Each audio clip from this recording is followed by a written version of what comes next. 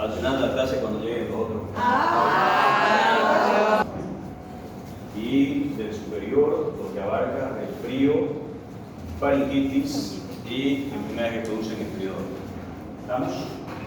Hoy vamos a avanzar la parte renal, que es síndrome nefrótico, síndrome nefrítico y SHU. ¿Ya? Paso a los tres temas para que aprendan la diferencia de cada uno, porque los tres tienen similitudes, pero tienen diferencias. Entonces tenemos que avanzar sí o sí los tres juntos para que vean las diferencias. ¿Okay? Entonces, ¿Tapicero tenés? ¿Tapicero? nefritis aguda,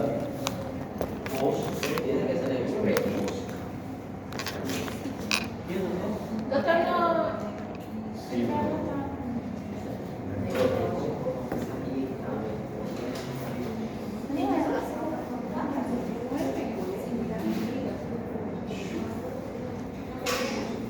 Ok, entonces en el primero sería una parte del síndrome nefrítico, porque el síndrome nefrítico, como su nombre lo dice, síndrome, puede ser causado por varias enfermedades.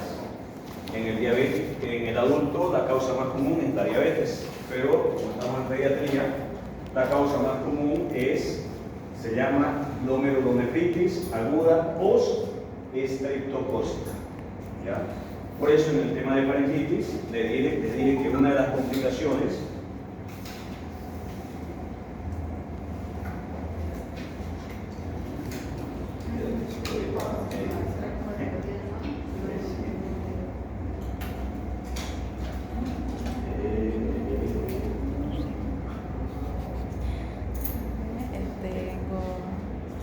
como te dije en el tema de faringitis, no es que una de las complicaciones no supurativas era el síndrome de la glomerulonefritis post-estreptocócica. ¿Okay? Entonces ya saben, complicaciones no supurativas de faringitis, si le pongo varias, tienen que ser nefrítico o fiebre reumática.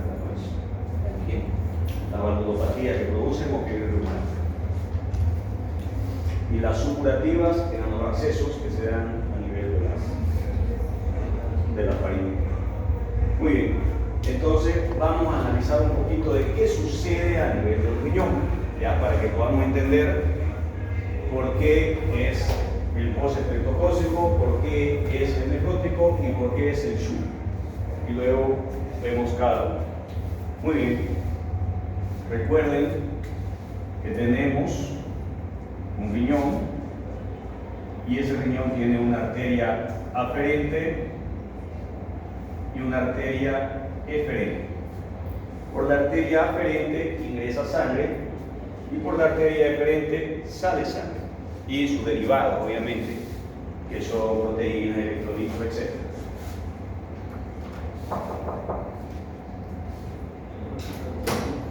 Y así termina la clase. Muy bien, entonces tenemos así, pero tenemos también adentro algo que se llama glomérulo renal. Ok, en ese glomérulo renal vamos a tener lo que es igual a la arteria aferente, tenemos el asa de Henle, perdón, el túbulo contorneado proximal, asa de Henle, túbulo contorneado distal, si quieren así, si lo vamos haciendo, proximal, asa de Henle, distal y túbulo colector, ¿pues? ¿Recuerdan? Y aquí las arterias, ¿ya? Si lo veríamos así. Para tener una idea de cómo es. Función, filtrar. La función del riñón es filtración, es de lo que vamos a hablar. Filtrar la orina, filtrar la sangre, filtrar electrolitos, eliminación, reabsorción en caso que se necesite. Ahora tenemos también el glomérulo renal. ¿Ok? Si hacemos un corte en ese glomérulo, tenemos una membrana basal glomerular. Vamos a hacer de cuenta que esto es adentro y esto es afuera. Acá tenemos lo que es la parte de la sangre, donde van a estar los vasos. Tenemos el epitelio. Y acá tenemos la cápsula de Bowman, donde se forma la orina adentro. Y esa cápsula también tiene una membrana, que es una membrana formada por los podocitos. ¿Ya? Membrana. Entonces tenemos una membrana basal glomerular y luego tenemos una membrana de los podocitos. ¿Okay? Y el objetivo es que, por ejemplo, lo que ingresa no salga hacia fuera de nosotros. O sea, ingresa por aquí la sangre, ingresan electrolitos, ingresan proteínas, pero deben filtrarse. Entonces, cuando ingresan por aquí, la sangre no pasa, las proteínas no pasan, pero sí atraviesa el agua y sí atraviesan los electrolitos. Atraviesan para orinarlos, ¿ya? O para realizar, salgan a través de la diuresis. Pero entonces en ese caso no teníamos electrolitos, solo que el cuerpo, Dios nos lo hizo tan inteligente que cuando el cuerpo necesita ciertos electrolitos se reabsorben en distintos lugares del cuerpo. ¿Ok? Muy bien. A base de eso ya sabemos cómo funciona, ¿no? Más o menos. Entonces ingresa sangre y derivados y desechos, etcétera, y se eliminan por la orina. ¿Ok? Y se van a reabsorber, que es lo que nos importa. O sea, y obviamente aquí hay membranas, entre ellas la membrana basal glomerular y los podocitos. La vamos a dar en el filtro, ¿ya? Que no dejan que se filtren ciertas moléculas de mayor peso. ¿Ok? Y también van a haber otras. Bien. Con la base de eso vamos a ver las diferentes patologías que existen.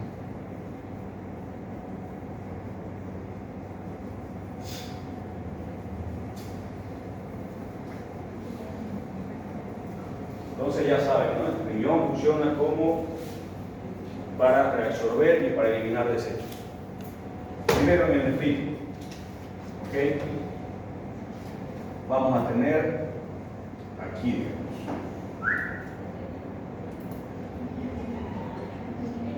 la arteriola aferente y la eferente. Entonces, por aquí ingresan células y aquí tenemos arterias o vasos sanguíneos. ¿Okay? Tenemos vasos sanguíneos. En este caso dice os estreptocócica, ¿no ves? ¿Qué significa? Significa que yo tengo un paciente que hace 15 días o 21 días se enfermó de faringitis o hace unos 21 días de infecciones de la piel, una piodermitis. ¿Producida por quién? Por el estreptococo beta hemolítico, ¿no? Bien, sanó la enfermedad, mejoró el paciente, pero dejó toxinas en el cuerpo. ¿Okay? Dejó toxinas y esas toxinas vienen y no pasa nada, no están haciendo ningún daño a esas toxinas. Pero mi sistema inmunitario las capta esas toxinas, las capta, y como esa toxina, mi sistema inmunitario es lo que se llama el ácido, la antistreptomicina, capta esas toxinas del estreptococo que no me están produciendo ningún daño ya, pero vienen y se colocan aquí, ¿ya? Aquí tenemos células de defensa, ¿ya? Células de defensa, ¿ok? Y se colocan en la membrana y empiezan a inflamarla. ¿Por qué? Se inflama porque empiezan a atraer citoquinas. ¿Ok? Si tenemos células de defensa o células inflamatorias o proinflamatorias, empiezan a atraer más citoquinas, más citoquinas, más citoquinas. Y al atraer más citoquinas aquí, lo que hace es inflamación. Empiezan a inflamar. Se inflama toda la membrana con una toxina que no me estaba haciendo daño. No me hacía daño la toxina, pero mi sistema inmune la detectó como dañina y al llegar al riñón se pega a la membrana y activa mis células proinflamatorias. Y esas células proinflamatorias, cuando se activan demasiado, me empiezan a producir mayor inflamación de los vasos renales. Y esos vasos renales inflamados luego se necrosan. ¿Ya? Entonces, primero va a haber inflamación. Inflamación.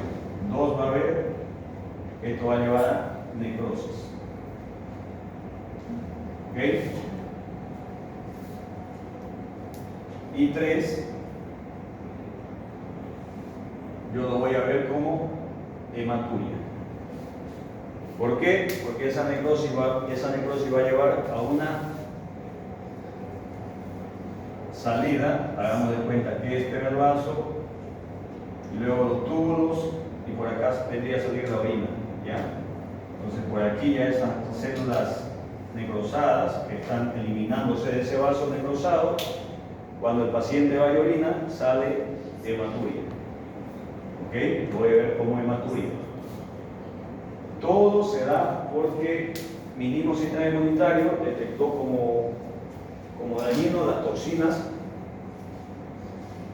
del estreptococo de una enfermedad que ya existía y que ya sanó. ¿Ya? Bueno, ahí vamos. Y eso se da como hematuria. Entonces lo que sucede aquí es que en conclusión, va a haber daño de la membrana basal glomerular por un proceso inflamatorio. ¿Ya? Eso sería lo que va a suceder. Obviamente después vamos a ver qué consecuencias hay cuando veamos cada una de las enfermedades. ¿Estamos? Entonces, vamos a ubicar. Paciente, hace 15 días se enfermó una faringitis por estreptococo, le dimos antibiótico por 10 días, por 7 días. Mejoró la infección por el estreptococo, pero dejó la streptolicina, que es su toxina. Mi sistema inmunitario la detectó como extraña y las captó, las toxinas. Y al circular, viene también porque para eliminarlas, llega a la membrana basal glomerular, pero no puede pasar. No puede pasar porque es pesada, no atraviesa la membrana basal glomerular. Y se acumula en la membrana basal glomerular, y entonces, al ser células proinflamatorias, traen más células proinflamatorias, como ser citoquinas, interleuquinas, prostaglandinas, y me van a producir una inflamación de la membrana basal glomerular. Al estar inflamada, también hay necrosis. Y al haber necrosis, esa misma necrosis es como que se desgarra el epitelio y pierde células. Y esas células son hematíes. Y yo lo voy a ver en el laboratorio como hematuria, porque me sale por la orina. Y luego vamos a ver las consecuencias a las que lleva. ¿Ya? ¿Entendieron, pues? Por eso se llama una glomerulonefritis, porque se inflama el riñón. Aguda, glomerulonefritis aguda post estreptocócica, porque fue producida por una infección por estreptococcus. ¿Ubicados o no? Muy bien. Eso es lo que sucede en el nefrito. Ahora haremos lo mismo en el nefrótico. Igual. ¿Ya? Pero en este caso sería lo mismo. Aferente, eferente. Aferente, eferente. Tenemos aquí, por ejemplo, membrana basal glomerular, de adentro hacia afuera. Una membrana, otra membrana.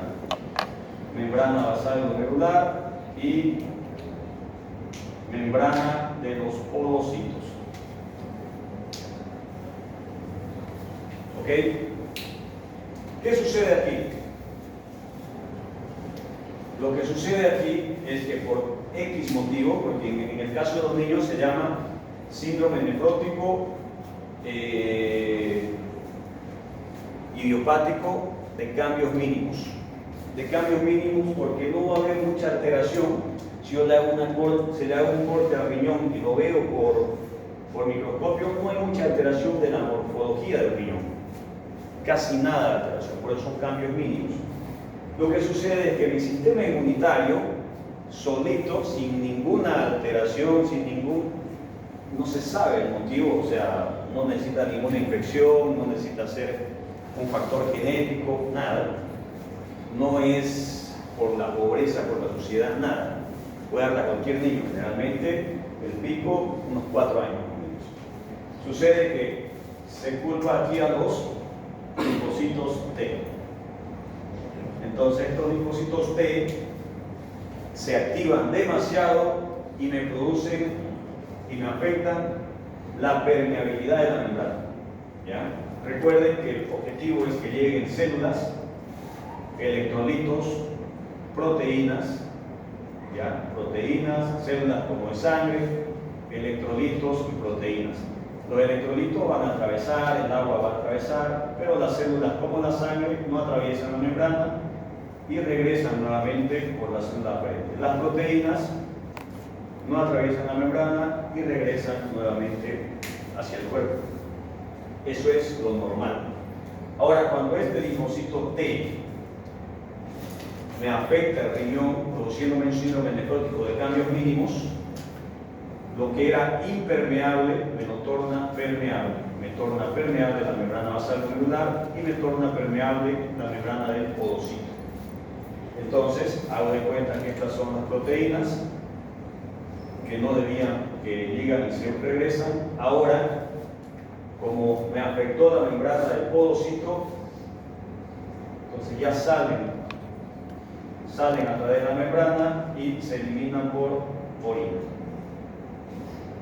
Entonces, el problema en el síndrome nefrótico es que mi sistema inmunitario produce me afecta la membrana basal glomerular y la membrana del podocito y las moléculas de gran peso molecular, como ser las proteínas, y entre ellas la principal o la proteína más abundante del cuerpo, que es la albúmina, atraviesa esa membrana y la elimino por orina, lo cual no debería suceder. ¿Entendieron?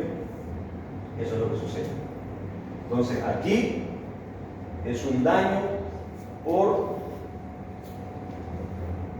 porque la toxina activó mi sistema inmunitario y se produce una inflamación vascular.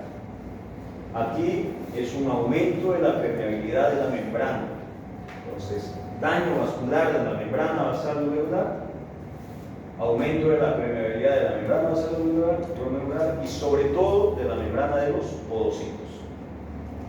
Aquí se liberan células sanguíneas por la necrosis de los vasos o de la membrana, perdón, y aquí se liberan proteínas. Obviamente se liberan otras células, pero entre ellas sobre todo proteínas, porque antes era así la membrana y llegaba la proteína y chocaba y volvía, y ahora se abrió para que salgan las proteínas y se eliminan por orina. ¿Estamos? Ya, todas las consecuencias las vamos a ver por parte de Dios. Pero quiero que entiendan qué es lo que sucede, por qué se produce. Bien. Ahora, en el SHU, que es el síndrome hemolítico urémico, que puede ser secundario, generalmente en pediatría, es secundario a la toxina, directamente. Aquí es una toxina que se llama toxina Shiga. Sobre todo en pediatría es por la E. coli entero hemorrágica, ¿no es? ¿De acuerdo? O por la Shigella. Esos dos tienen la toxina Shiga. Muy bien, entonces esa toxina Shiga de la E. coli enterohemorrágica o esa toxina Shiga de la Shigella es la que me va a producir el síndrome hemolítico urémico. ¿Okay? Y de los dos, el que más produce es la E. coli, por si acaso. Muy bien, lo mismo, ya vamos a dibujar. Si quieren, la misma forma, aferente, eferente. Y aquí el daño es en los vasos, membrana, vasos. ¿Ya? Ingresa, aquí entra la toxina. ¿Ya? Entonces la toxina ingresa aquí. Y lo que sucede, ahora vamos a sacar un vaso de aquí. Tenemos un vaso sanguíneo. Estos vasos sanguíneos tienen receptores, ¿ok? Pero, por ejemplo, esta toxina Shiga va a producir una microangiopatía, o sea, una alteración o un daño de los pequeños vasos. Pero no es selectivo renal, ¿ya? Esa toxina puede alterar todos los pequeños vasos del cuerpo. Pero en el riñón hay mayor cantidad de receptores para esa toxina. Por eso es que afecta sobre todo el riñón. Pero puede afectar el resto del cuerpo, pero muy poco, muy poco. Lo que sucede es que en el riñón hay receptores para esa toxina en mucha mayor cantidad. Entonces por eso es que afecta. ¿Y qué es lo que afecta? Cuando llega aquí a los vasos, ingresa la toxina, la Shiga, y va a producir lesión vascular. Lesiona los vasos. Si digo microvasos, son pequeñísimos vasos del riñón. ¿Ya? Al lesionar esos vasos, van a tener pequeños sangraditos, como cualquier daño que hay. ¿Y qué sucede cuando hay sangrado? Se me tiene que activar mi sistema de hemostasia, ¿no es? Si yo sangro, tiene que activarse mi sistema de hemostasia primario con vasoconstricción y se me activan las plaquetas. Hay sangrado, ¡pum!, se activan las plaquetas.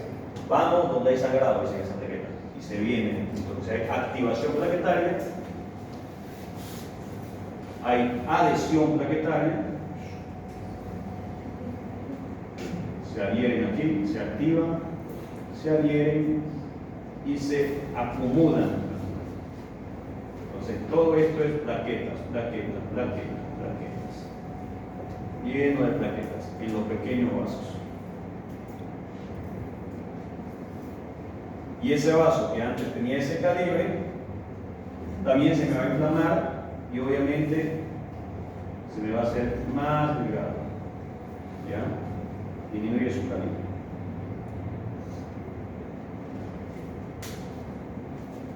¿Ok? Entonces, lo que sucede es que hay lesión también. Igual va a haber lesión vascular casi similar al del nefrítico, pero no es una inflamación porque lleguen células proinflamatorias. La lesión es por daño directo de la toxina. ¿Ya? Y ese daño es como un bloqueo que me va a producir a nivel renal. ¿Ok? Entonces, en este era, como dije, inflamación, necrosis y hematuria. aquí va a haber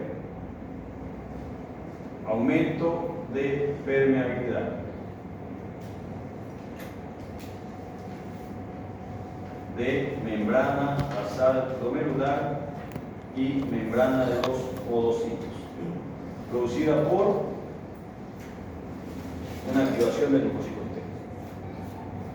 T. Y aquí es igual, hay una lesión y obviamente esa lesión igual va a haber, como hay daño, igual hay liberación de células sanguíneas. Y cuando haya diuresis va a haber hematías o hematuria, en ambos va a haber hematuria. Entonces, esa es una pequeña explicación de cómo yo voy a diferenciar, dando una vista de más o menos lo que está sucediendo en el riñón, ¿ya? Para que sepan lo que sucede. En uno es una activación del sistema inmunitario o de las células proinflamatorias producida por las toxinas circulantes que no me están produciendo daño. Esas células proinflamatorias se vienen a la membrana, me la inflaman y necrosan. Se libera y yo lo veo como hematuria.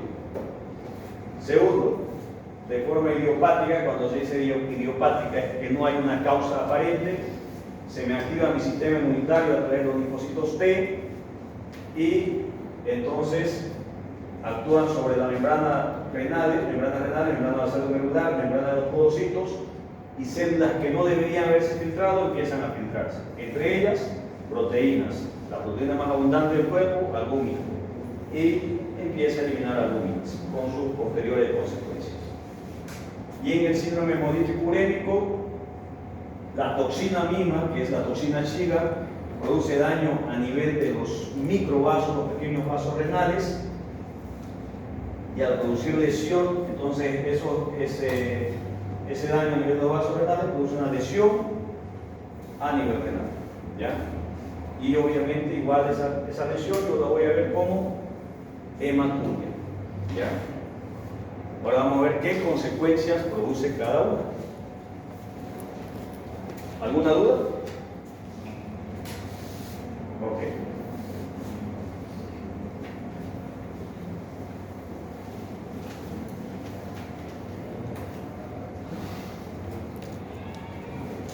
Eso es para que tengan una pequeña idea de qué es lo que sucede a nivel renal, ¿ya? Ahora vamos a ir parte por parte, donde seguramente vamos a volver a repetir las causas.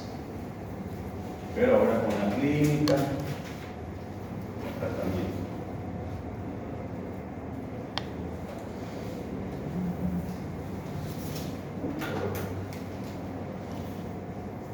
Muy bien.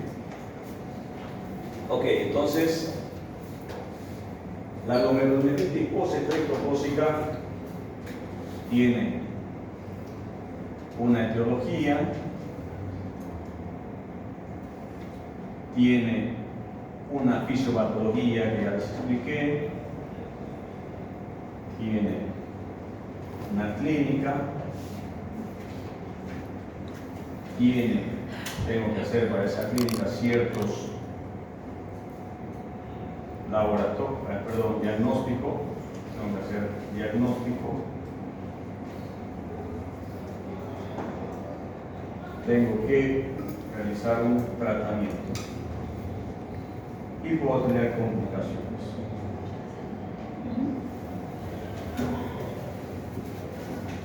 ¿Ok?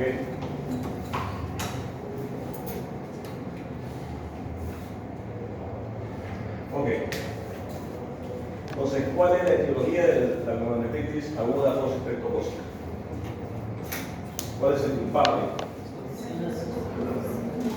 Ok, entonces es las toxinas del estreptococo, ¿no?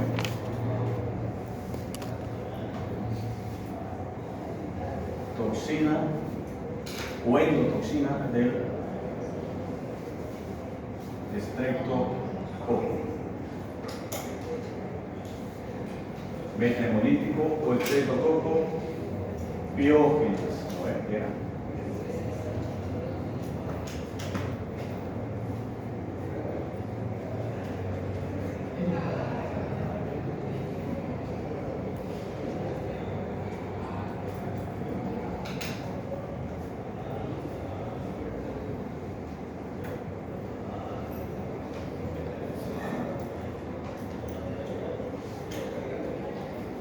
Muy bien.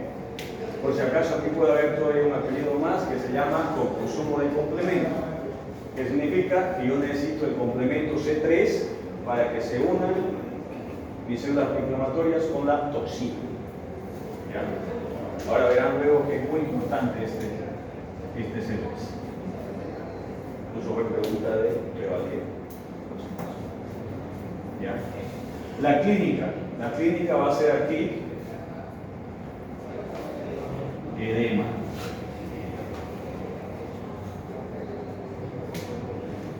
¿Okay? El principal, edema. ¿Por qué se produce el edema? Vamos a ver parte por parte. Este edema del síndrome nefrítico se da por aumento de presión hidrostática. Ahora se lo explico. Entonces, como vieron, a nivel de la membrana basal glomerular hay una inflamación producida por células proinflamatorias. Esa inflamación va a llevar a una disfunción en la función del riñón. ¿Cuál es la función del riñón? Filtrar. Entonces, si hay una alteración en la membrana, hay una alteración en la función. Entonces, si hay una alteración en la función, ese paciente no va a orinar. Que la función es orinar. Entonces, ese edema se da por presión hidrostática y esa presión hidrostática se da por daño a nivel renal o que se produjo por la inflamación de la membrana. ¿Ok? Entonces, si el paciente no orina, el líquido se acumula. Y si el líquido se acumula en los vasos, y cuando se acumula tanto en los vasos, también se libera el espacio extracelular o intersticial. Entonces yo en el niño voy a ver un paciente edematizado. ¿Por qué? Porque no está orinando, está edematizado. Y eso es presión hidrostática porque no puede orinar. ¿Okay? Y se da por daño renal. Muy bien. Si no orina y hay un aumento de presión hidrostática, yo voy a tener hipertensión arterial. ¿No es? Por lógica, si tengo mucho líquido a nivel vascular, entonces eso me va a llevar a hipertensión arterial. Entonces, otra característica. Entonces llega un niño, lo veo edematizado, tomo la presión, hipertenso. Puedo estar pensando en nefrítico. Señora, su niño tuvo alguna infección de garganta. Sí, doctor, hace como 2 semanas estaba con la garganta mal. O tenía unas lesiones en la piel, pero tomó antibióticos. Antecedente. Tomo un examen de orina. Primera muestra de orina, no. Llega al laboratorio con hematuria. Entonces voy a tener más de 100 hematíes por campo.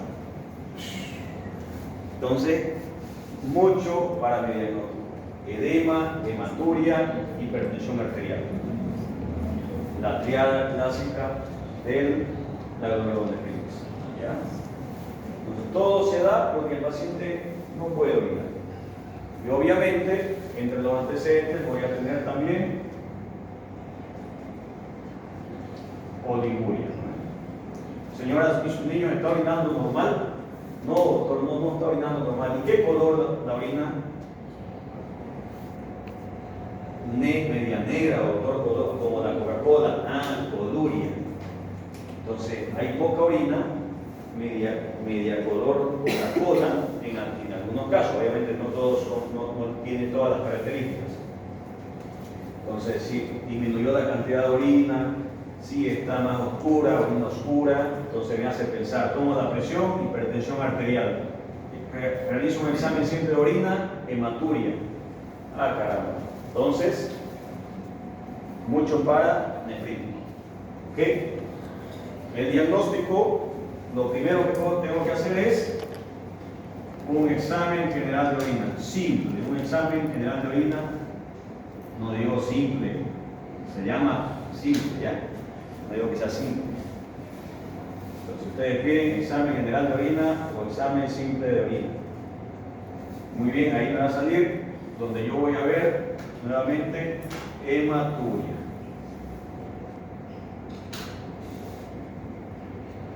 Analítica sanguínea, C3, muy importante. El C3, que es el complemento 3, va a estar disminuido. ¿Y por qué está disminuido? Porque se consume. ¿Recuerdan? Se consume porque necesita. Entonces, es como que yo tengo la toxina y mis células proinflamatorias. Y somos 100 complementos C3.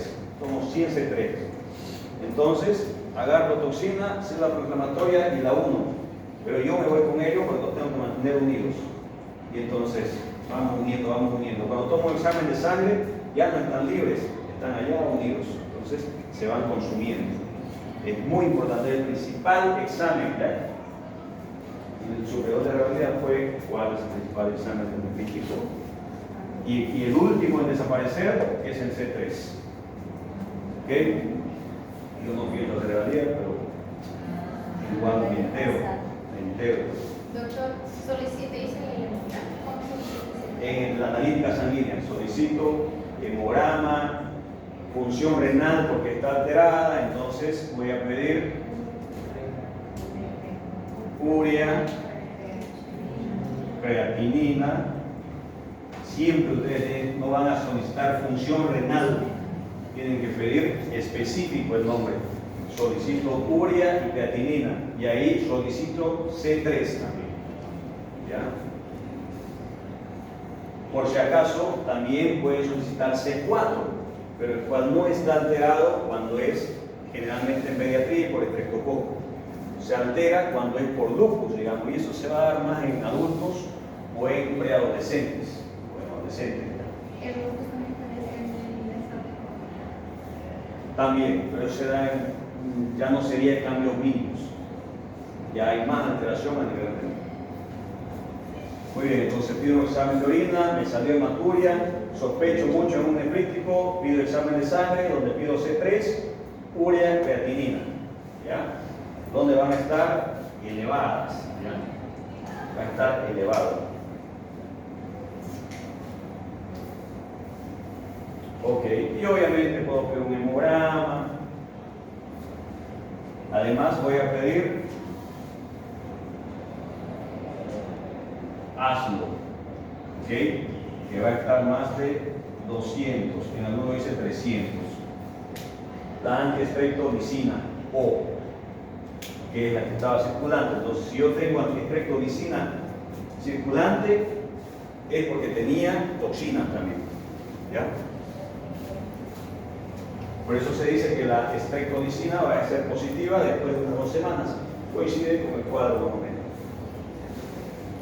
Pero no siempre va a salir positivo, eso no descarta el diagnóstico. Perfecto. Y como le dije, puedo pedir un hemograma y ya. No va a haber mucha alteración, puede salir un poco infeccioso, si hay toxina todavía circulante. Pero lo principal, examen de orina, C3, función renal. ¿Ok? Bien. El tratamiento. ¿Ok? Mi tratamiento tiene que ir enfocado a la clínica del paciente. Yo tengo un paciente que la base de todo su problema es que no puede orinar. Obviamente por el daño renal, ¿no es? Pero no puede orinar. Y si orina, se arregla todo su problema. Si orina, elimina líquido, o sea, disminuye la presión hidrostática, va a disminuir la presión arterial y va a eliminar toxinas, y al eliminar toxinas va a mejorar la urea. Entonces, ¿qué tengo que hacer yo en este caso? Si no orina. No es un problema de obstrucción. Diurético. Entonces tengo que forzar diuresis con diuréticos. ¿Cuál es el primer diurético que puede usar un médico? Furosemida, ¿no? Perfecto. Entonces no tenemos que hacer lío. furosemida. Hasta aquí lo necesita nefrólogo. Hasta ahí lo podemos hacer nosotros. Si llega el paciente, sospechamos lo que sea, pero no puede orinar, tengo que poner furosemida, ¿no? Cualquier causa. Muy bien, coloco furosemida, que puedo colocar de 0.5 a 2 miligramos por kilogramo. Siempre hay que empezar con dosis mínima, ¿ya? Para forzar diuresis, la dosis para forzar diuresis es 2 miligramos. ¿Ya? Muy bien, furosemida, perfecto, para que orine. ¿Qué más tiene este paciente? No orina, para la colonia no puedo hacer nada por el momento. Hipertenso. Tengo medicamento para hipertensión.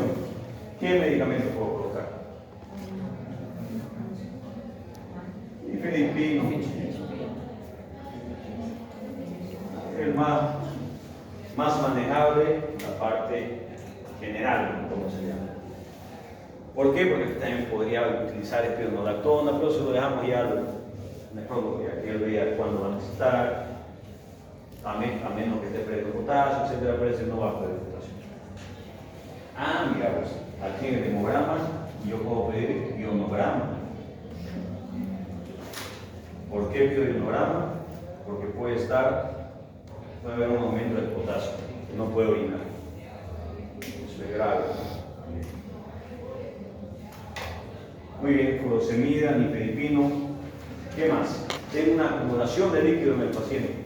Entonces restringo líquido, que tome muy poco. Para no olvidarse, le doy al 50% del coria y cera. Que los nefrólogos indican 200 por metro cuadrado, 400 por metro cuadrado, dependiendo.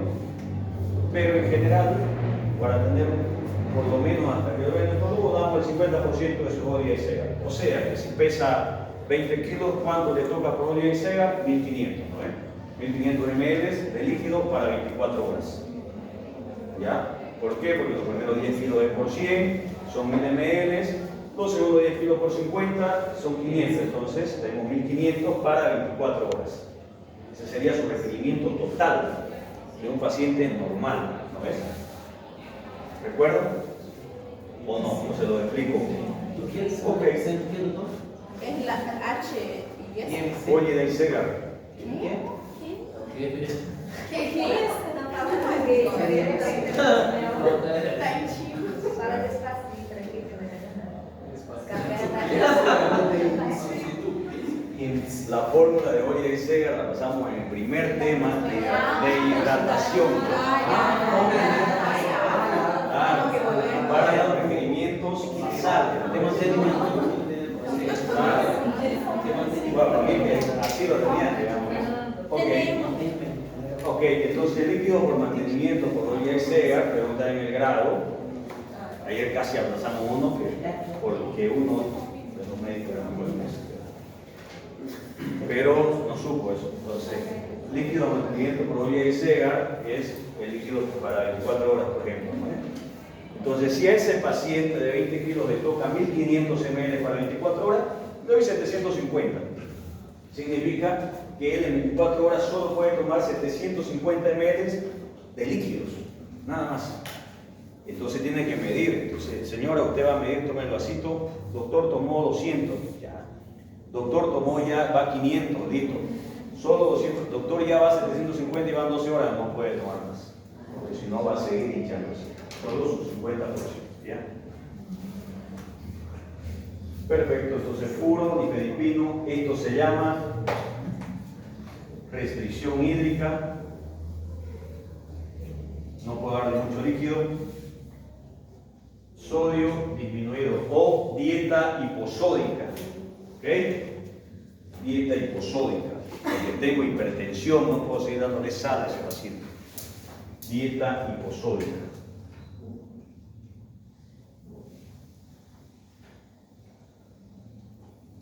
Y puedo dar antibióticos, entre una penicilina benzatínica, una dosis de benzatínica para bajar esa cantidad de toxinas que tiene y disminuir esa actividad proinflamatoria que tiene. Y como complicación, ese paciente puede ir a una diálisis. ¿Ya? ¿Por qué? Porque quizá le puse furosemida y no orinó, le dejé a horario unas 6 horas, o sea, lo esperé unas 12 horas, le dejé a horario cada 8 horas y llegó la noche y no orina. Hago laboratorios, hipercalemia, digamos, no lo vamos a poner tan grave, pero tiene 6 de potasio, hipertensión mantenida, que no mejora ni con el nifedipino, edema, sigue con edema porque no orina obviamente, solicito una gasometría, acidosis metabólica. Entonces, se me va a morir si sigue así, ¿no es? Por acumulación de potasio, por la acidosis me lleva a disfunción miocárdica y obviamente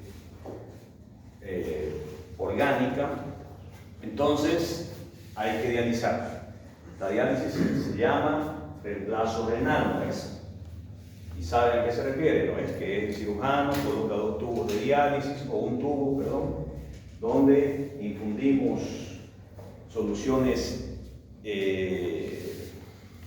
hipertónicas, esto se llama peritofundín, se llama, hay 1 y 2, se colocan según cantidades por cálculo. Entonces, digamos, un ejemplo, vamos a colocar 300 ml.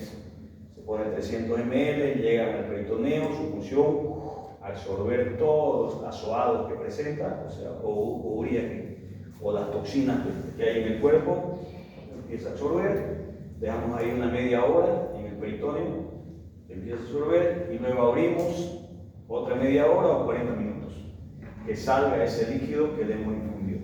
Y así es, va limpiando.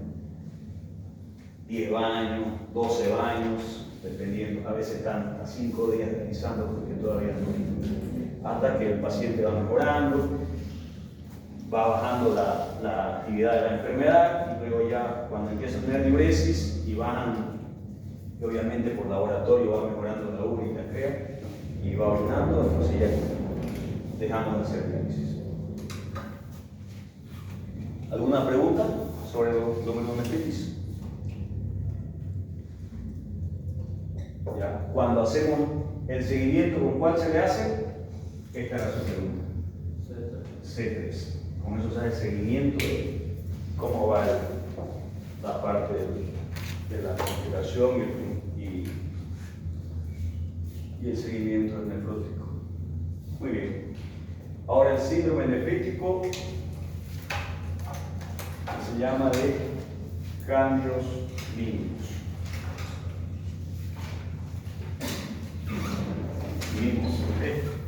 Mínimo. Ok. Tiene una etiología.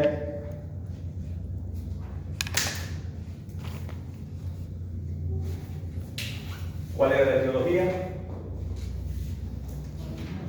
Es un aumento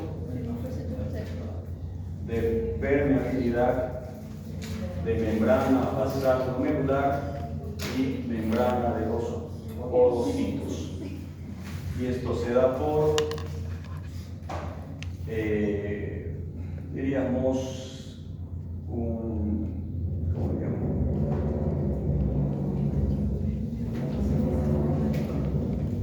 Activación de linfocitos T o daño de linfocitos T. Entonces, es una enfermedad autoinmune. ¿Ok? En pocas palabras. La clínica. Dígame. Antes de linfocitos T hay una palabra, ¿qué sería? No, o sea, activada por los linfocitos T. Activa. Sí. Activada por los. Gracias.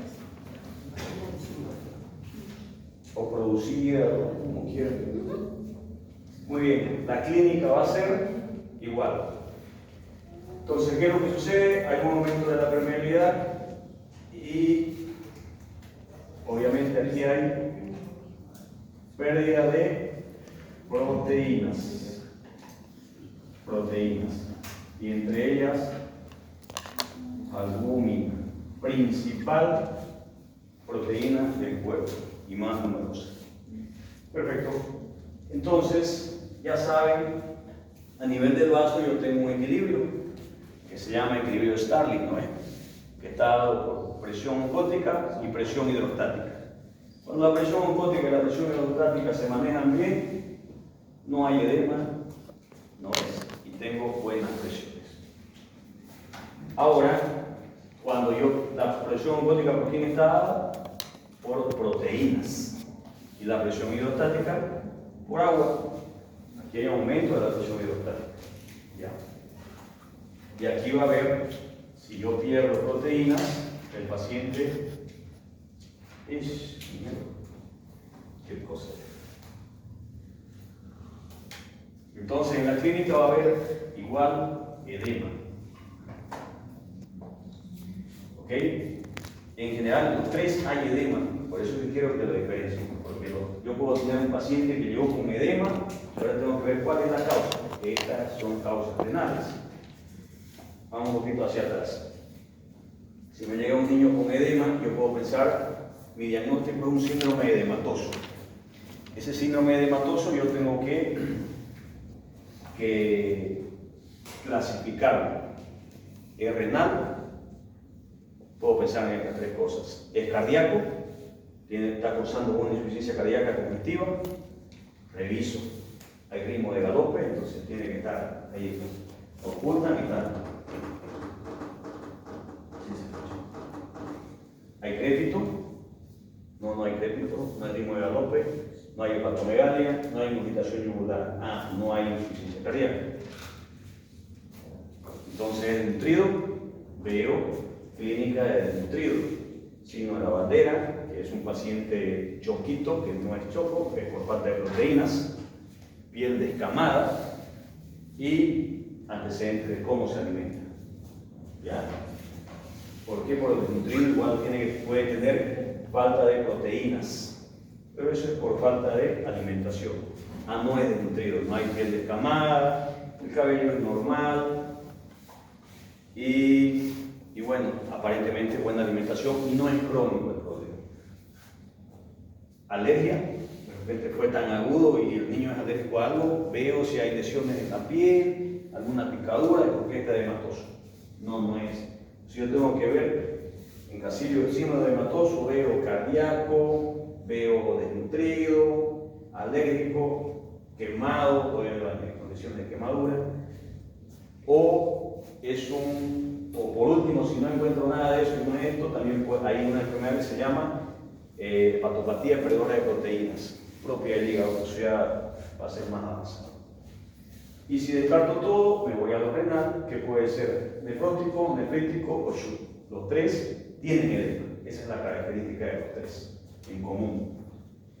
Ahora, el edema del nefrítico se da por presión hidrostática porque el paciente no orina. Doctor, no orina, listo. Descarto nefrótico. ¿Por qué? Porque este paciente orina normal. El edema se da por disminución de presión oncótica. Y esto es por pérdida de proteínas. Ya saben, presión hidrostática agua, presión hidrostática oncótica proteínas. Si pierdo proteínas, entonces yo al perder proteínas hay un desequilibrio intravascular. Y al haber desequilibrio, el líquido tiende a irse al extravascular. Por eso se edematiza el paciente. Entonces el intravascular está normal, no como en el nefrítico, que el intravascular estaba muy aumentado. Y porque está muy aumentado, en un momento tiende a salirse por mucho aumento. En este caso hay un desequilibrio. Entonces, como disminuye la presión oncótica, más bien disminuye la presión intravascular y siempre el agua tiende a irse donde hay mayor presión, aumentó en el extravascular y se va hacia allá. Entonces, el paciente se edematiza. ¿Ya? Presión arterial está normal porque no hay un aumento en la parte intravascular. No hay hematuria porque no hay pérdida no hay daño a nivel de la membrana ni los vasos. Lo que va a haber es proteinuria. ¿Ya? Pero esto no va a ser en la clínica, vamos a poner en el laboratorio. Entonces lo que va a haber aquí es edema y nada más que edema. Es un niño tranquilo, aquí es un niño muy irritable, porque seguramente por hipertensión, tachycefalea, etc. Aquí es un niño tranquilo con edema, nada más. ¿Okay? Ahora, puedo preguntar cómo es orina normal, doctor, pero hay espuma. Ah, ya. Entonces, orina espumosa. Por la cantidad de proteínas se produce como una espuma. ¿Ya? Entonces, orina y una espuma blanquecina. Nada más es así. Ok, entonces voy a tener que pedirle ahora que diagnosticar. El diagnóstico es clínico y laboratorial. Clínico con el edema y la orina. No tengo más. Solicito un laboratorio. Acá pedí primero un examen de orina. Igual acá voy a pedir lo más fácil. Señora, va a hacer un examen de orina. Y ese examen de orina va a venir con proteinuria. ¿Ya? Proteínas positivas. A veces vienen en cruces, 3 cruces. Acá. Eso es lo más rápido que voy a pedir. Luego, inmediatamente solicito, cuando me llega la orina y me sale proteinuria, solicito una orina no es orina, proteinuria de 24 horas.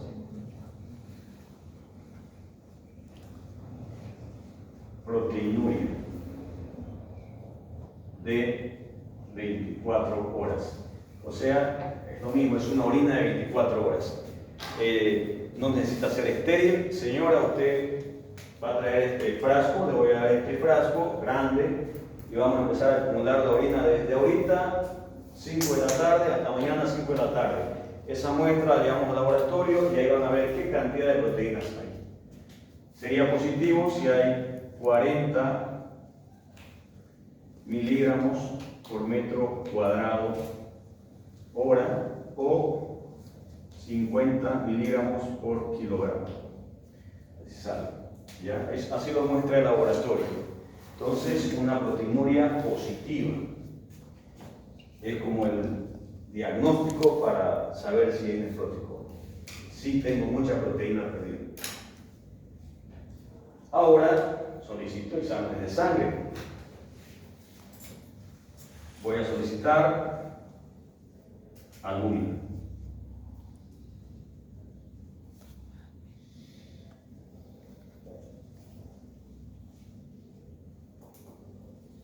Solicito albúmina y me va a salir hipoalbuminemia. ¿Por qué me sale hipoalbuminemia?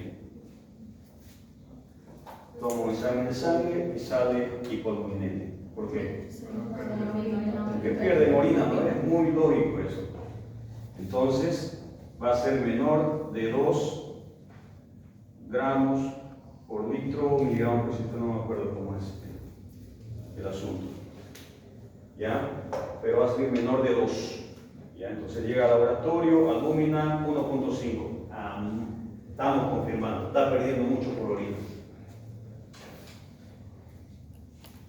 Entonces, proteinuria, hipoalbuminemia y edema, como que confirman mi diagnóstico. Tengo que pedir algo más. Colesterol, que me va a salir aumentado, mayor de 200.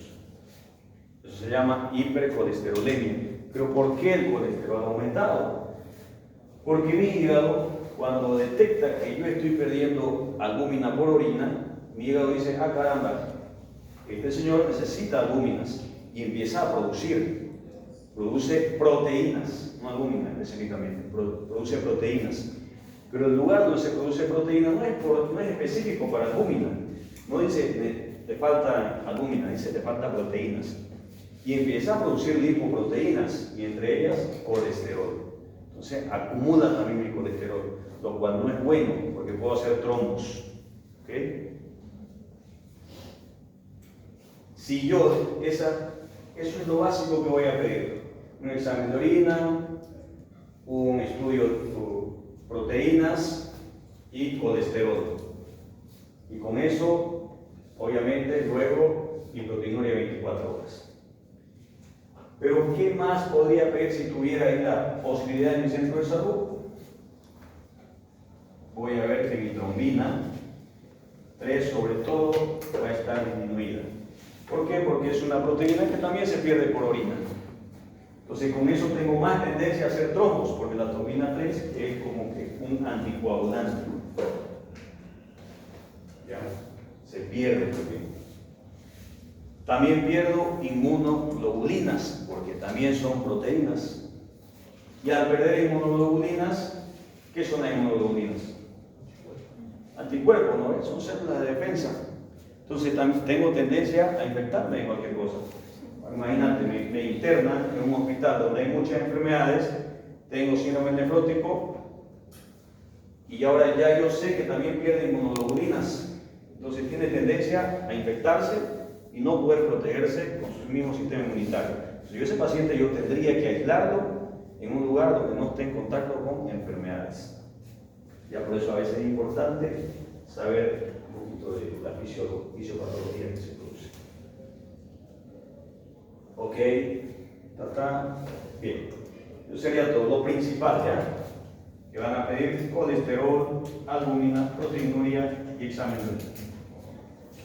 Entonces la triada, edema, hipoalbuminemia e hiperproteinuria. Son las 3 cosas para diagnosticar un nefrótico. Obviamente, este es el principal para la proteinuria 24 horas. Por eso digo proteinuria. ¿Ya? Y como coadyuvante voy a pedir un colesterol. Ok, y el tratamiento. ¿Cuál es la causa?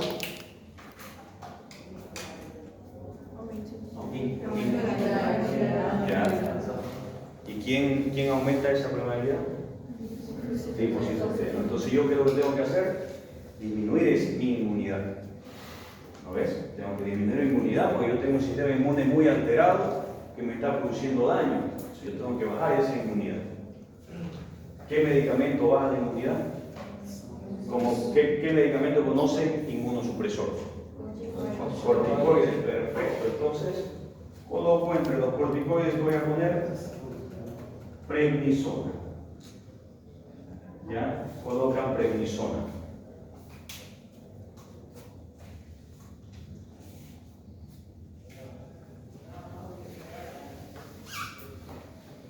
Tengo edema producido por disminución de presión oncótica, o sea, por falta de albúminas. ¿Colocan albúmina o no?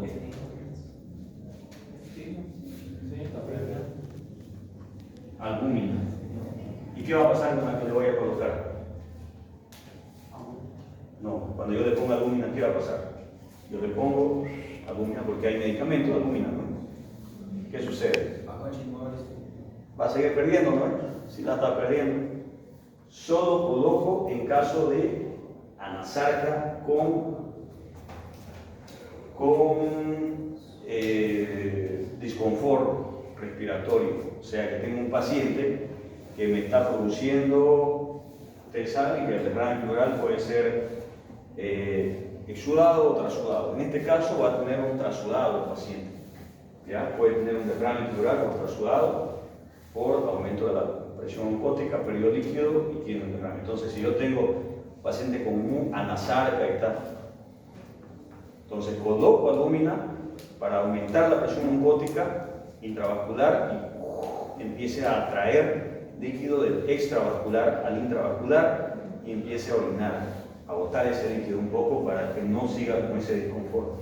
Entonces ahí puedo poner solo en anasarca, ¿ya? Solo en anasarca.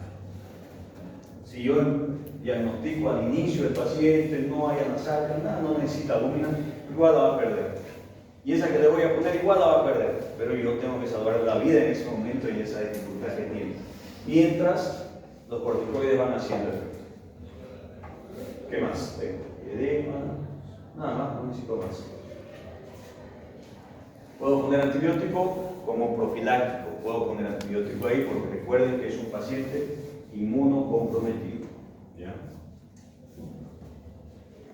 ¿Qué antibiótico? Dependiendo de la flora de tu hospital, porque va a estar hospitalizado. Si lo vas a tratar de forma ambulatoria, no necesitaría. Solo barrijito y aislamiento, que nos evitar infecciones, todas las medidas de bioseguridad. Ok, ¿qué más? Nada más. Prednisona. ¿Cuánto tiempo? Debe mandar la diapositiva, pero se usa como unos 6 meses. ¿Ya? A veces 4 meses, dependiendo. Lo que tienen que saber, les voy a explicar, igual lo van a ver en la diapositiva, pero para que lo entiendan, hay un síndrome nefrótico córtico sensible, dependiendo del tratamiento, estoy hablando de esto. Está el córtico sensible, córtico dependiente y córtico resistente. Córtico sensible significa que yo empiezo a darle corticoides y el paciente va mejorando.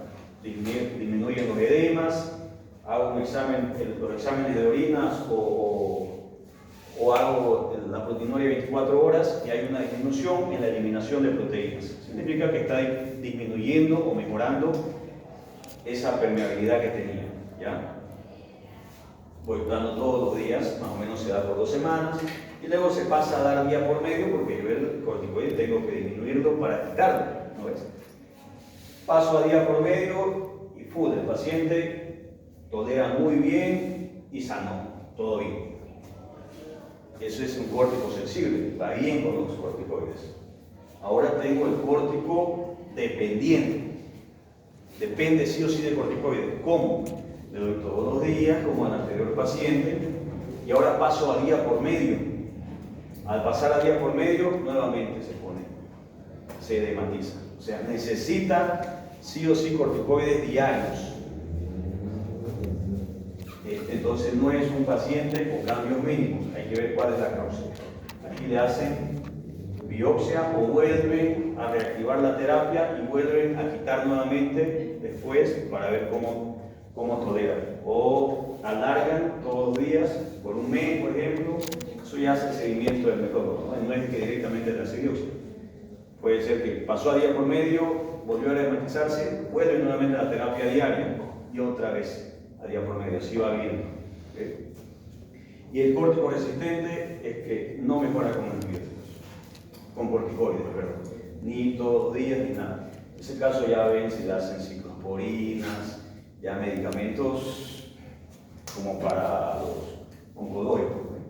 Y obviamente ya ahí le hacen biopsia para ver cuál es la causa. ¿Estamos? ¿Cuánto tiempo y todo eso? Van a ver el diagnóstico. Muy bien, y por último, el SUB.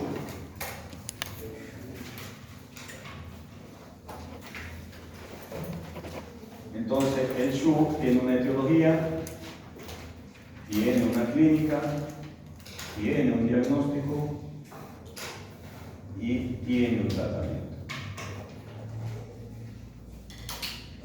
Muy bien, es casi similar al nefrítico, por si acaso, pero cambia en la etiología, que es la toxinas china, ¿no es? Ok, la clínica va a ser edema, y el edema se da por aumento de presión hidrostática. ¿Por qué? Porque hay una lesión vascular, ¿ya? Hay una lesión vascular a nivel renal y entonces hay como un bloqueo por la misma lesión y eso va a llevar a una alteración en la función del riñón y su función ya saben cuál es, filtrado de toxina. El edema por aumento de presión hidrostática puede haber palidez del paciente, esto se da por anemia, la cual es hemolítica. Microangiopática. puede haber sangrado, puede haber, no en todos los casos. Esto se da por disminución de plaquetas.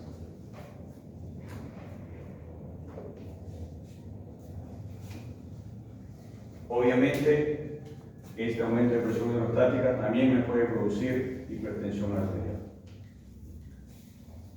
¿Okay? Le voy a explicar un poquito aquí qué sucede. ¿Ya? ¿Por qué hay anemia hemolítica microangiopática? Recuerdan que les dije que tengo un vaso. Ese vaso se lesiona por las toxinas. ¿Y qué acumulaba? Plaquetas, perfecto. Acumula plaquetas. Hace montañas de plaquetas. Y ya es pequeño el vaso, ya es un vaso pequeñito, son microangios o microvasos. ¿Y por aquí qué va a pasar? Por los pequeños vasos. Tienen que pasar los eritrocitos. De un vaso tan pequeño que apenas pasa un eritrocito. Antes pasaba bien, pero ahora tiene que pasar por lugares donde hay montañas de plaquetas, acúmulo de plaquetas. Y cuando sale acá, se destruyó. Obviamente, no hay el espacio para que pase ese eritrocito. Entonces, si yo quiero pasar por aquí, ¿qué sucede? No va a pasar nunca, ¿no? Pero igual me empujan y tienen que picarme en pedacitos. Entonces, cuando ese eritrocito pasa por este vaso que se disminuyó la luz por el acúmulo de plaquetas, sale acá destruido. Eso se llama estistocitos. ¿Ya? Son las células eritrocitos fragmentados. Estistocitos. Entonces, por eso es que tengo una anemia hemolítica, porque se hemolizan, microangiopática, porque es al pasar por pequeños vasos. Pero si yo tengo una anemia hemolítica, entonces yo dudo que sea una hemolítica autoinmune. Entonces, que solicito un KUNS. ¿Cuál me va a salir negativo? Entonces, con eso descarto que tenga un paciente anticuerpos que estén destruyendo. ¿Ya? Generalmente, en la anemia hemolítica, el paciente tiene anticuerpos que destruyen los glóbulos rojos, ¿no ves? O los eritrocitos. Entonces yo aquí, para descartar que no sea una anemia hemolítica autoinmune, solicito un KUNS. Me salió negativo, no tengo anticuerpos. Lo que tengo son, y aparte me salió estistocitos, entonces hay una destrucción producida porque el vaso es muy pequeño. Y al pasar por un vaso pequeño, se destruye. ¿Ok? En este caso, si hay hemólisis, igual no hay discusión, aumento de ictericia. Puede haber, claro, porque libera por los glóbulos rojos, ¿no? Puede haber ictericia, pero no le vamos a dar mucha importancia a eso, ya, porque no me va a producir nada. Entonces puedo pedir bilirrubinas, no hay lío en ese caso si suben ni nada. Eso siempre, las bilirrubinas solo producen daño a los neonatos, si es la indirecta. Solo lo puedo tomar como para confirmar mi diagnóstico que es por una destrucción. Si solicito bilirrubina y me sale indirecta aumentada, tengo más confirmación que es por hemólisis. ¿Ya? Pero ahí descarto que es autoinmune solicitando un KUNS. Bien. Sangrado, ¿por qué? Porque hay disminución de plaquetas. ¿Por qué disminuyen las plaquetas? Por consumo. Disminuyeron por consumo. ¿Por qué les pongo por consumo? Porque hay tres formas de que disminuyan las plaquetas. Eso es hematología, ¿no es? ¿Por qué disminuyen las plaquetas? Porque se consumen. Por ejemplo, en este caso, cuando yo tengo dengue, también es por consumo, porque el virus produce toxina, produce daño a nivel de los vasos, y ahí empieza a ser la misma forma y disminuyen las plaquetas. En un sangrado activo por un accidente también se consumen, entonces eso es por consumo. Por falta de producción, puedo tener una anemia plástica porque no tengo,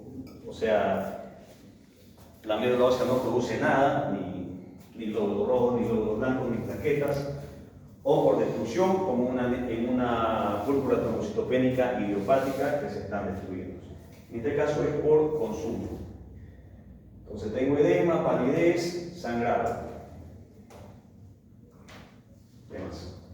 Esa es la clínica, la triada clásica, ¿ok? Muy bien. Y el diagnóstico.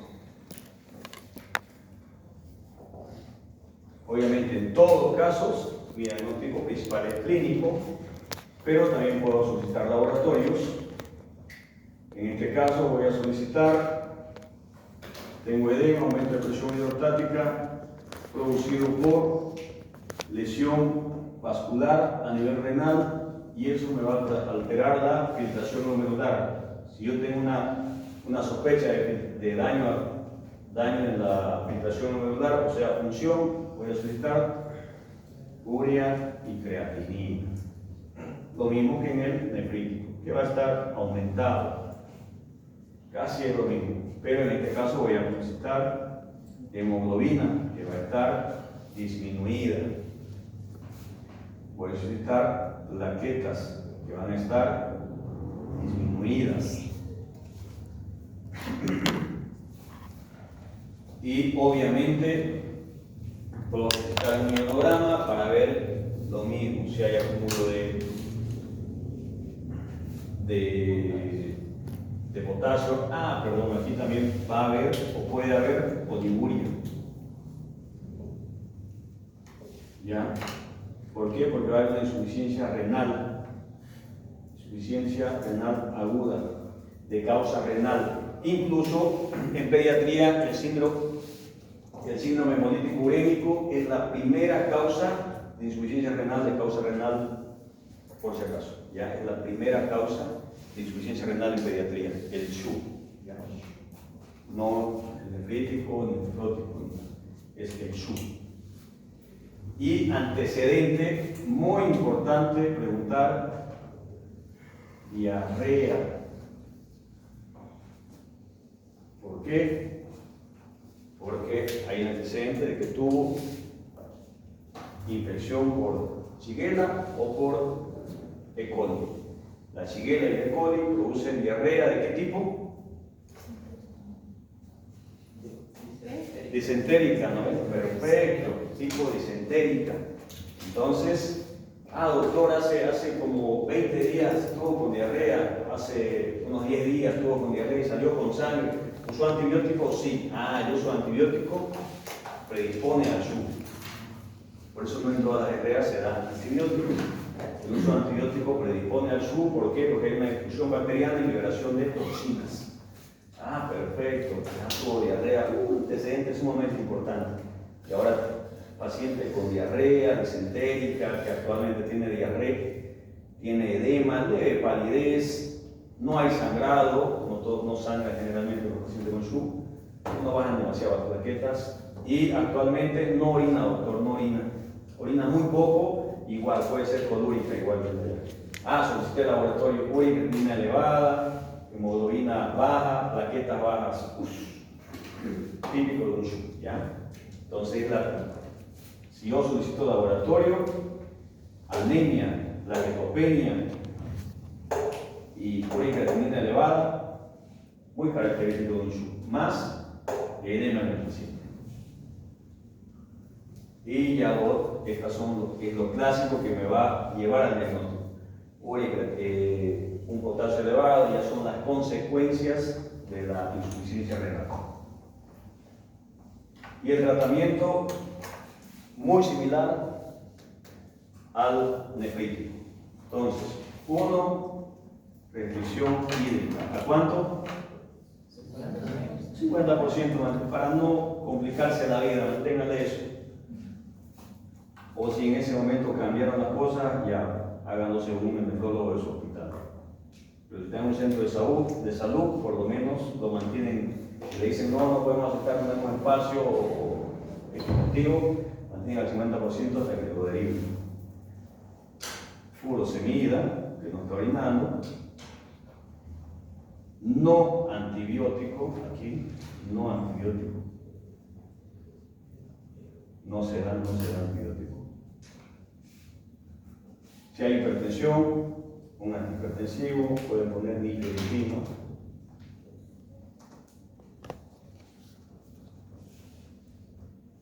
Y ya saben, dieta hiposódica. Y como complicación, también entra en la diálisis, bastante entra en la diálisis. Ok, listo, con eso terminamos. ¿Alguna duda? ¿Por qué no se dice antibiótico? Porque una de las causas es el uso de antibióticos.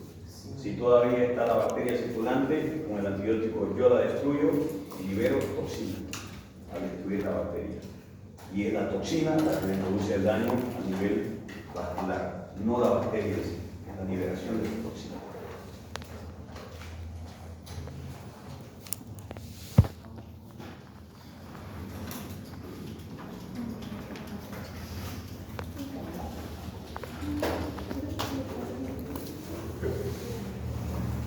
¿Listo? Muy bien. Ya. Vamos a hablar. Ok, entonces ya saben, el examen es el próximo miércoles. Ingresa a la mitad, sale a la mitad y entra a la otra mitad. Así, ¿ya?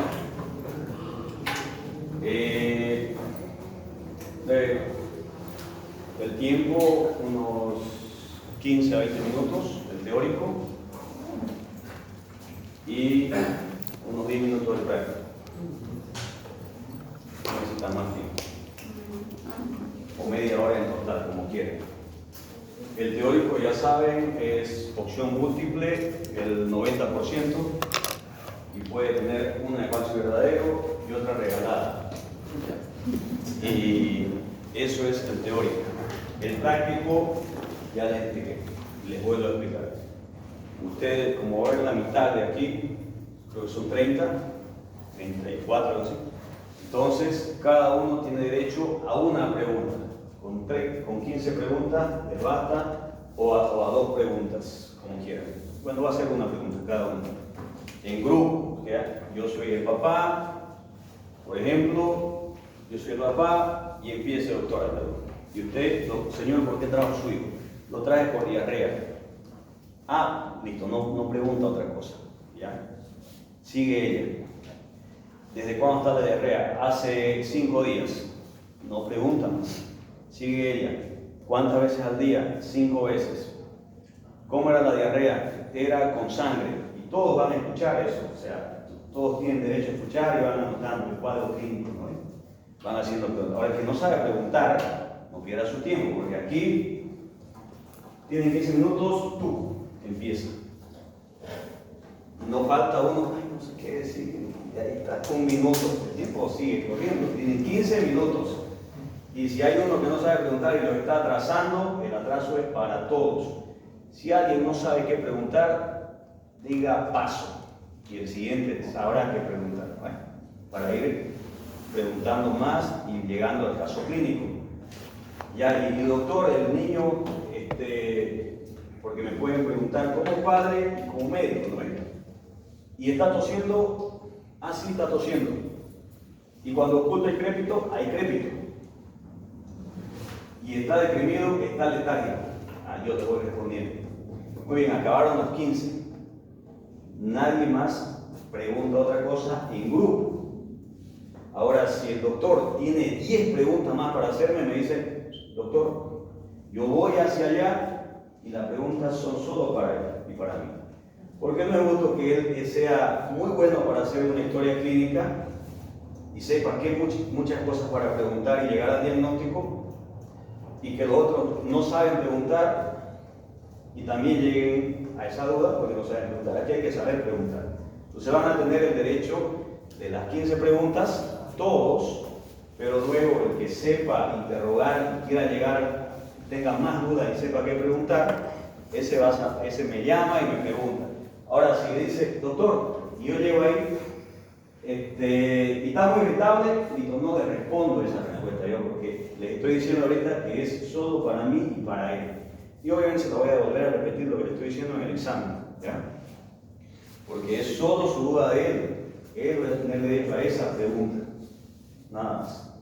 ¿Y qué es lo que voy a solicitar? Lo que cualquier padre necesita de su hijo. El diagnóstico, exámenes complementarios, si van a solicitar o no, porque por ahí es una diarrea, una diarrea aguda disentérica con una hidratación leve, o sea, no piden laboratorios, pero ahí yo voy a necesitar que ustedes me pongan así, ¿no? Diagnóstico, enfermedad diarreica aguda, acuosa, con deshidratación leve. Laboratorios no necesita, ¿ya? Porque, o sea, algunos no le ponen nada porque no saben qué ponerle. Y después, cuando toca revisar, el doctor no necesitaba, por eso no le puse. Ah, no. Pongan no necesita. O pongan un cobro paracetamol como muco fecal, porque si es una diarrea leve pueden no necesitar, pero si quieren pueden pedir. Pero si es una diarrea leve ustedes piden gasometría, hemograma, no también, ¿no es? Ni por demás ni faltando, lo que necesitan. Y tratamiento. Yo como padre y ustedes como padres o pacientes cuando van a un médico, eso es lo que quieren, ¿no es? Que el médico les diga el diagnóstico, que les diga si necesita algún tratamiento, algún laboratorio y que les diga el tratamiento. Nada más. Y eso equivale a 4 puntos, 4 puntos, 4 puntos. O sea que si ustedes me ponen un buen diagnóstico, un buen laboratorio, y no saben el tratamiento o no les dio tiempo, tienen 8 igual. Si ustedes me ponen un buen diagnóstico y no saben nada, tienen 4. Entonces igual. Que vas a plaza. Y si ponen las 3 cosas, es un solo caso clínico que equivale a 12 puntos. Un caso para todo el curso. Va a ser mitad y mitad. Ya. Ahora, otra cosa.